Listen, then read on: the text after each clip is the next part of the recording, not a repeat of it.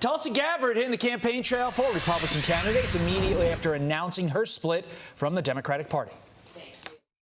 When you look at this party, today's Democratic Party, it's controlled by fanatical ideologues who hate freedom. It speaks to the whole environment of fear that those in power, these elitists in power, have fomented to where people are afraid to speak the truth.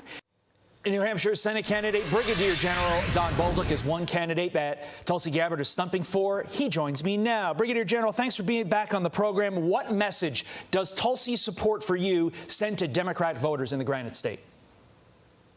Well, I think it tells them one thing, that the values and principles of our country, our constitutional republic, the fact that people matter more than political parties and more than career politicians, and that career politicians have lost their way supporting special interests, lobbyists, very wealthy political elite doing their bidding at the expense of doing the bidding of the people. I hear that all over the Granite State, and you can see that manifest itself in the fact that they're not dealing with the three biggest problems that we have here in the Granite State: inflation, inflation, inflation. People are choosing between heating and eating. They're not being listened to. Fear and uncertainty and control is what they see. They feel they've lost their ability for self-governance, and I think that's the biggest message that we see here in the Granite State.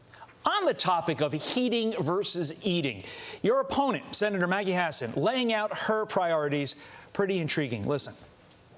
Have tried to follow the example of the people of New Hampshire, who put aside differences and get things done every day. Standing up to big oil to help give people tax cuts, for instance, to invest in energy efficiency, and helping the whole economy pivot towards a clean energy future.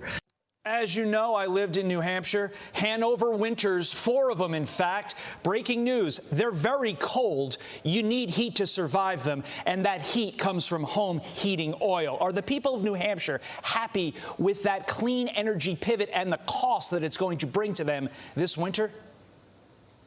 No, they're not, and they see the follies in it. It's not that people don't respect renewable energy.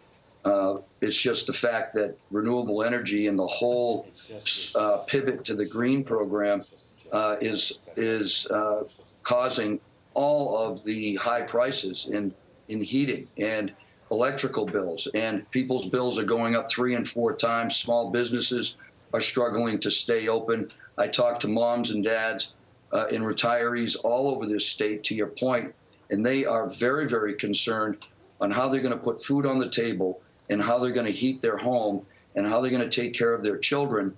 Retirees are coming out of retirement to get jobs, second jobs, to be able to pay for it. And parents just have too many decisions to make on the high cost of health care, the high cost of heating, the high cost of groceries, and just daily living as a result of what Senator Hassan and her decisions have done. I mean, she just voted against a bill that would have increased petroleum, natural gas, and fossil fuel, and that says it all right there, right? You don't really have the best interests of Granite Staters in mind. The distinction in New Hampshire is clear. People decide the vote November 8th. Brigadier General Bolduc, thank you, sir.